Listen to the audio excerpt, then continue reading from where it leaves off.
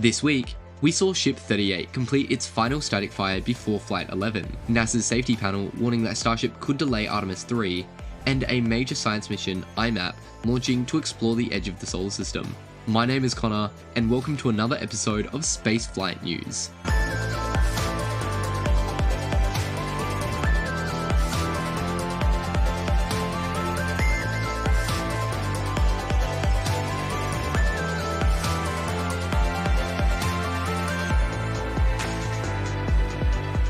Ship 38 has now completed its static fire, marking a major milestone as we approach Flight Test 11. The rollout to Pad 1 sets the stage with flap actuation checks, tower arm moving into launch positions, and tank farm venting. On the first two attempts, engine ignition was aborted, but on the third, liquid oxygen flowed into the tanks, and the flame deflectors came alive before all 6 engines roared to life in a full duration burn. SpaceX confirmed the static fire was successful, and the ship was rolled back to Mega Bay 2 for final launch preparations. This was the final static fire for the Block 2 Starship, and likely the last time a Block 2 upper stage will sit on the orbital launch mount. The rollback process was as methodical as the rest of the test. The quick disconnect plate was detached, the ship lifted off the mount, and the temporary adapter hardware removed from the inspection. With the data now in hand, Flight 11, the closing chapter of the Block 2 era, is targeted for no earlier than October 13th, less than 5 weeks after Flight 10. After this flight, operations will pause as SpaceX transitions to Block 3 vehicles, which will debut at the newly built Pad 2. Pad 1's circular mount is set to be demolished and rebuilt with an upgraded flame trench to match. Meanwhile at Pad 2, construction and testing are moving quickly. The deluge system has already been fired up, sending mists of cloud and torrents of water across the pad, which is a crucial step for handling the higher thrust of the Block 3 architecture and beyond. The new steel sandwich blast system at the pad's upper level is next in line for trials. Around the site, vent boxes are working to disperse gases safely, signaling a pad designed not just for power, but also for continued and reliable reusability. Flight 11 will mark the end of one phase of Starship's development. What comes next, Block 3, Pad 2, and a more powerful infrastructure base, is the foundation for true reusability and interplanetary travel. NASA's safety advisors are raising red flags about Starship's role in Artemis. After visiting Starbase, members of the Aerospace Safety Advisory Panel warned that the development of the lunar lander version of Starship is significantly challenged. They pointed to 2 main risks: the need to demonstrate large-scale cryogenic propellant transfers in orbit, and the competing demands of using Starship for both lunar missions and commercial launches like Starlink. Their conclusion was stark. Artemis 3, scheduled for 2027, could slip by a year. It's a reminder that lunar exploration depends not just on NASA's schedules, but also on SpaceX continually solving some of the hardest problems remaining in rocketry. In what has come to be an uplifting and surprising reversal, NASA has brought back the Viper lunar rover mission.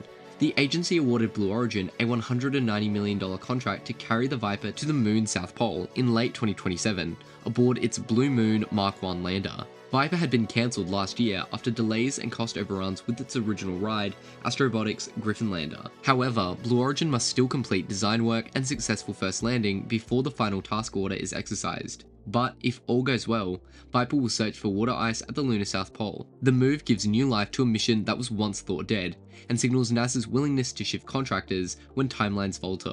NASA has also introduced its newest class of astronaut, with a historic twist. Group 24, including 10 members, 6 of them women, making it the first class with more women than men. Among them is Anna Menon, a SpaceX engineer who flew to orbit last year on the Polaris Dawn mission. She became the first American to be selected as a NASA astronaut after having already flown in space. All 10 will now train for 2 years before their flight assignments, with leaders emphasizing that they expect this class to help return Americans to the moon ahead of China. Axiom Space is pressing forward with its plan for private space stations. The company signed a deal with Redwire for the Rosa solar arrays to power its first station module, called the AXPPTM module. This module will be flown in 2027, initially attaching to the ISS before becoming part of the Axiom's independent station. Redwire executives suggested that this is just the beginning of their partnership, hinting at a wider role in powering the station. And Sierra Space has shifted direction with its Dream Chaser spaceplane.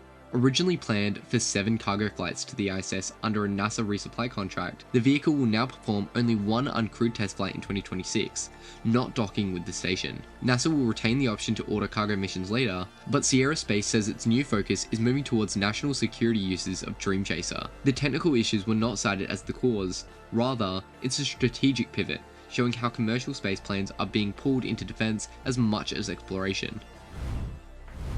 On September 23rd, Rocket Lab launched Jenna under its HASTE program, a suborbital mission out of the Wallop Islands. The flight is designed for hypersonic testing.